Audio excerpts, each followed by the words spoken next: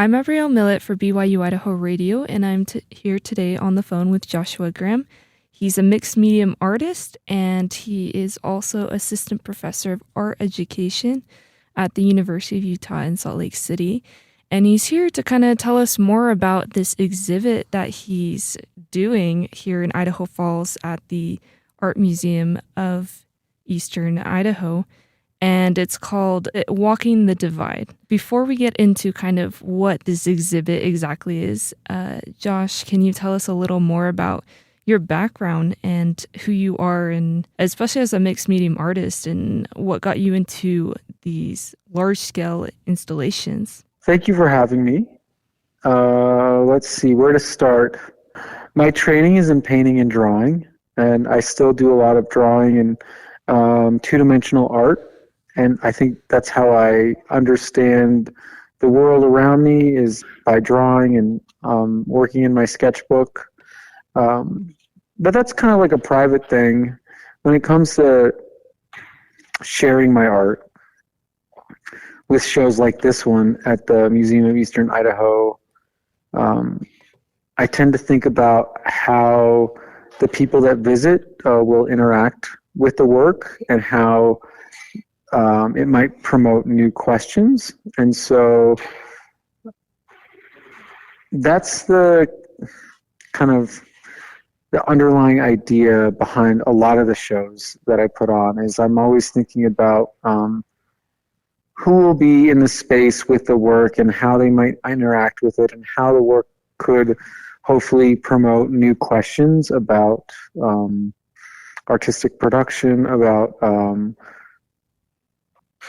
what it means to be an artist for both me and then the people I interact with, the people that come to the museum, how they might see themselves as artists. Yeah, and for this exhibit, for Walking the Line, what kind of questions do you want to pose for this exhibit, or what are you hoping that people start thinking of? Well, I want to focus on the word walking, I guess, in this context. The title Walking the Divide, it pertains to parts of the exhibition, but not others. But I definitely think that as we focus on walking, it's key to like my own work as an artist. I walk and explore wilderness lands, urban spaces.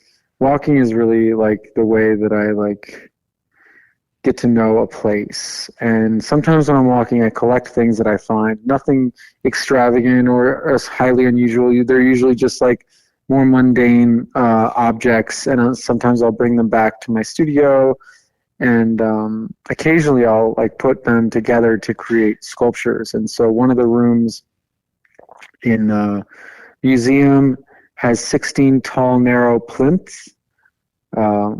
And on top of each one of these plinths is another word for like a stand that you would use in the museum to like hold something.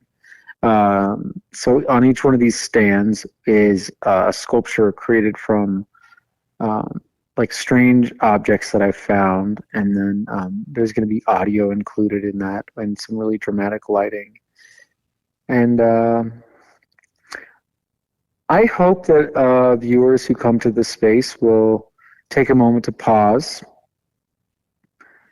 maybe slow down, and look at things that might seem familiar yet different in new ways, to inspire curiosity, but also help the participants, the viewers, people coming through the show, to ask questions about what they collect, how they engage with the natural world, and how we might find more like whimsy and maybe even humor in contemporary art. Yeah, I love that. I would probably consider myself a bit of a collector too. I've gone on some walks, and I grew up in Arizona desert, so there's a lot of different things you can find there, between like animals and plants and all kinds of things. I guess, what is there one of these sculptures that you created that you feel particularly proud of, or that you feel like maybe someone won't get right away, that you might want to give it a little more input on? Oh, I'm glad you mentioned the desert. I spend most of like my time like walking in the desert southwest. which is not too far from my home in Salt Lake. And it's such a generative place when it comes to coming up with ideas or even mindfulness. But to circle back to your question about maybe one of the sculptures, I don't know. I'm looking at them right now as we're talking, actually, and I actually hope that like no one gets any of them. And I guess I wanna pause and like think about that word, what it means to get something. Like I hope that like the show itself, whether it's the gallery with all the sculptures or the other gallery, which I've kind of created a studio space in, or even the community space in the middle where people are asked to make things, or not asked, but inspired to make things, that we contend with this idea of what it means to get something or to know something. And maybe what would happen if we let go of the need to know something or to get something, and like we're okay with not knowing. And because I think the idea of not knowing something is a very like curious uh, place to be. Uh, when I don't know the answer, I'm inspired to like keep searching. Whereas if I kind of know the answer, then I'm not as interested in like continuing to search. So um, yeah, I wonder how I might like create environments where it's okay not to get it. Mm-hmm. I think that's I think that's really cool that it you're considering this idea of, not knowing, or the I feel like a lot of people fear the unknown, but Mm, I like the idea that you explore with this, just because I think of it's more interesting when you don't grasp something fully. I think of how clouds are ever changing and water, like a river, is ever changing. So those things you can capture for a moment, but it's not really possible to know all of it because it just doesn't remain the same. wow, I love what you said about like the river in particular. It's like every time we look at the river, it's a different river. It's so cool. But Mm-hmm. it's the same river. We have the Snake River outside the museum here. And it's been such a joy to kind of like be at the museum installing the show and being able to walk out and see the river. And yeah, to your point, like, yeah, it's forever changing. I think that's really a wonderful analogy. One of these aspects that I read about the exhibit is that there's going to be a part where you're going to, like you said, invite people who are seeing the art exhibit to participate and create art themselves. What what does that look like, or what is the thing that will, I guess, encourage or inspire or propel someone to participate, Mm. whereas they're used to like just viewing art? In one of the galleries, there's a collection of things that are usually in my studio, like display cases, my easel, half finished artwork, and even like some of the different tools that I use to make art. So maybe that might inspire some people to kind of look at the way that I work and test out a similar method on their own. And then the middle space, which opens up into the foyer, like the main area of the museum, is kind of an open area where we've mounted like one, two, three, four, six giant cork boards onto the wall that are all blank, and then there's a chalkboard and some tables, and then some tons of art supplies that I've prepared. There's a giant map of Idaho. So this is like really a space for the community here. And I've intentionally left it kind of open-ended because I'm a visitor to this space. I don't really know Idaho Falls all that well. I've met some like really great people. Everyone's so generous and kind, and but I don't want to presume or put too many constraints on what might happen in that room. I just hope that maybe people will see the work on either side of it, and maybe I don't know.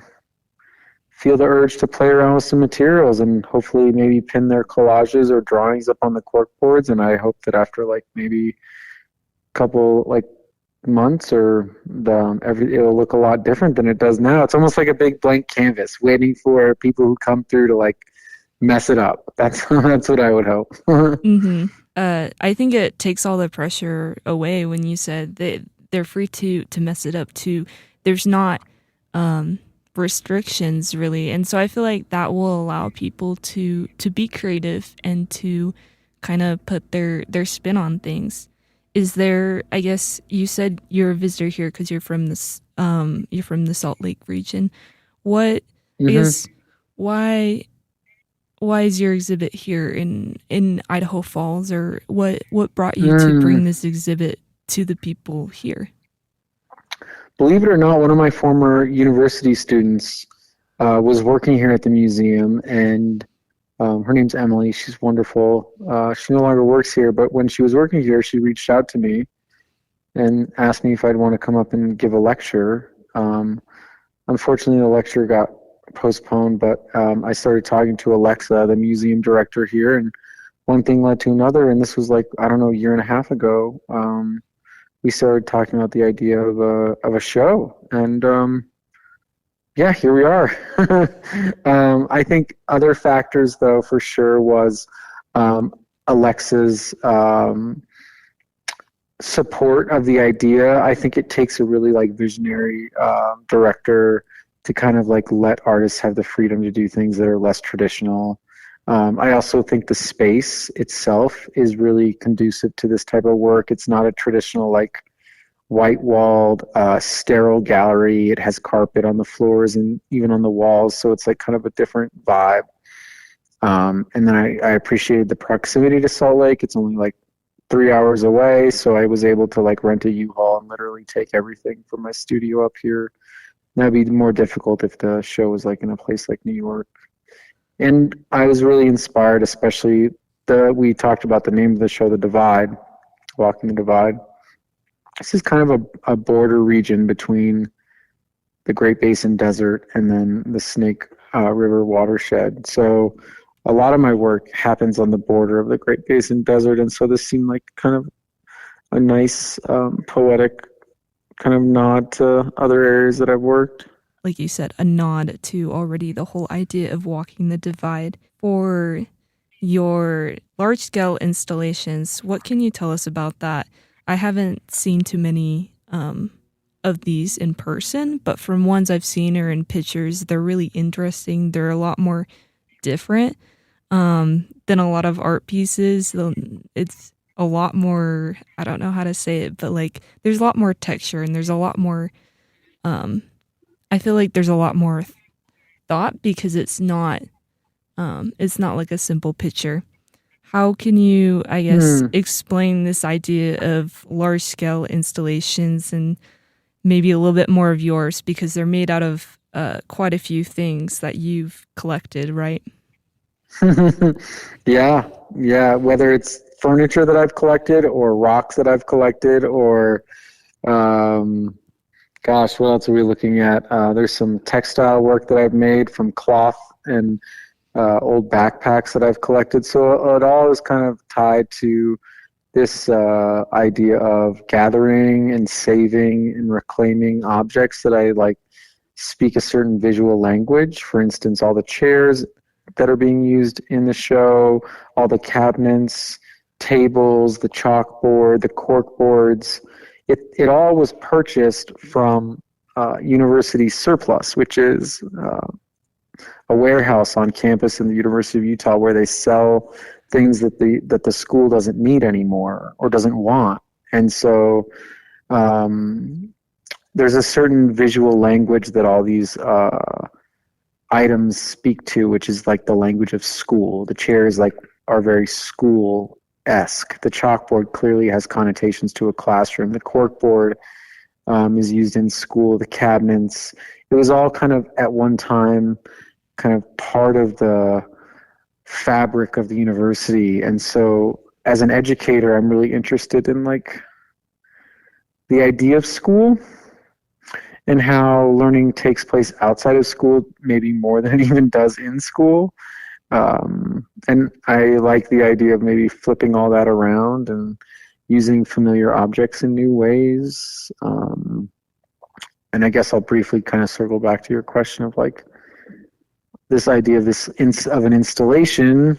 I think the wonderful thing about contemporary art is there's so many different like genres and different methods that people employ to like create work, and this just happens to be a way that I really enjoy of thinking about not just the wall as a site where an encounter happens between a human and a work of art, but maybe also the floor and the lighting and the way that like things are arranged in a space, and how as a like a director I can like hopefully nudge people in certain directions. And yeah, I don't know, there's also like I have no idea what will happen, honestly. It's like it's all just an experiment. It's like a game. It's fun. Like you kind of think about things when you're thinking about a lot of things when you make these installations, but at the end of the day, like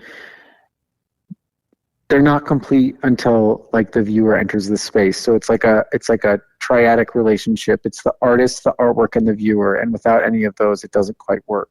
Yeah, that makes sense because, yeah, from what I've known about these large scale installations, like a big part of it is how an audience interacts with it. Because I think it was in like the 1960s or something, they did a lot of projects like this, and a lot of people, I don't know, people have different responses to different installations and art. And I feel like installations definitely encourage and are a lot more like thought provoking for like a Mm, viewer just because it's unusual. mm. Yeah, I would agree.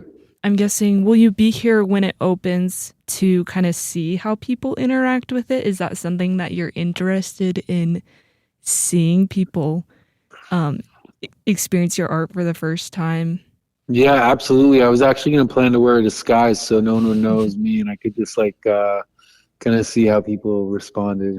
I'm joking, but I am planning to be here. Yeah, it opens on Thursday, July 16th, and I will be here meeting people, and definitely. Yeah, that'll be fun to experience, especially you as the artist.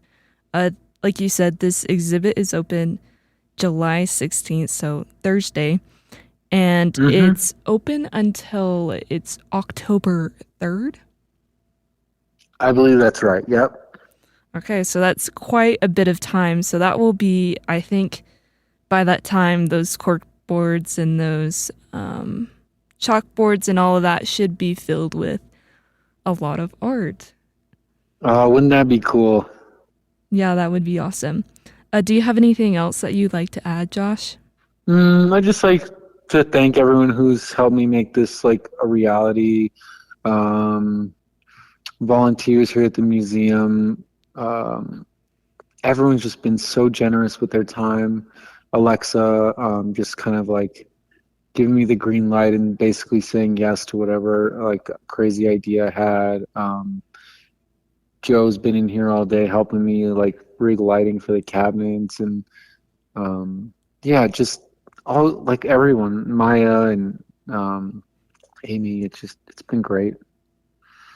Yeah, it sounds like a lot of fun, and it's exciting to hear like the process of you like quite literally putting up this exhibit. So I feel like that's fun to get some behind the scenes in the sense of it takes a lot of work to put up an exhibit, and it's exciting for an audience to see it when it's, when it's completed and when it's there and they can interact with it. You should come through if you're in the area. It'd be great to meet you. Yeah, I would love to. I think I'll probably show up this Thursday. I'm Abrielle Millett for BYU Idaho Radio, and I've been here today on the phone with Joshua Graham. He's a mixed medium artist, and he is also an assistant professor of art education at the University of Utah. And we were here today talking about his exhibit, Walking the Divide, at the Art Museum of Eastern Idaho. It opens this Thursday, July 16th, and is open until October 3rd. Thank you so much, Josh, for your time. It's been really exciting, and I think this is an exhibit that will be fun for people to participate in. Thank you. Oh, you're so welcome, and thank you for having me.